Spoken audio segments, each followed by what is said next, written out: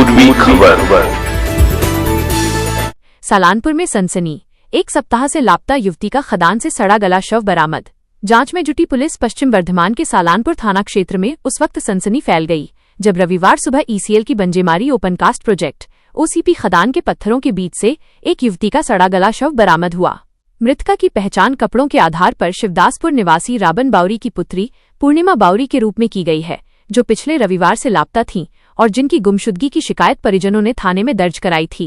परिजनों के मुताबिक पूर्णिमा मानसिक रूप से अस्वस्थ थीं और अक्सर बिना बताए घर से निकल जाती थीं। इस दर्दनाक घटना ने इलाके में कई गंभीर सवाल खड़े कर दिए हैं कि ये महज एक हादसा है या इसके पीछे कोई गहरा आपराधिक षड्यंत्र। फिलहाल सालानपुर थाना पुलिस ने तत्परता दिखाते हुए शव को गहराई से बाहर निकाला और पोस्टमार्टम के लिए आसनसोल जिला अस्पताल भेज दिया है।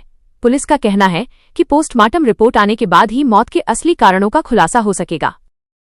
রবিবারে আগের রবিবারে ঘর বাড়ি থেকে বেরিয়েছি। বাড়ি থেকে বেরাই পথে সকালে ডেলি যেরকম ঘুরে বেড়াই চান টান করে আর করে চান টান করেছে, চান টান করে ঘুরে বেড়াইছে, খাবার খেয়েছি।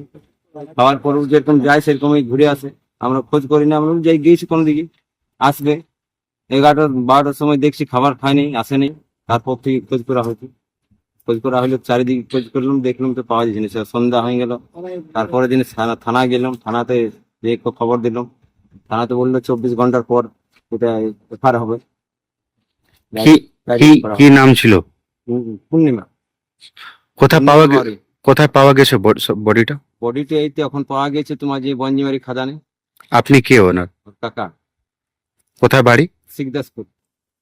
हमारे चैनल को लाइक, शेयर, सब्सक्राइब करना ना भूलें और बेल आइकन को दबाना ना भूलें और देखते रहें पूर्वी खबर। पूर्वी खबर, नजर सब पर।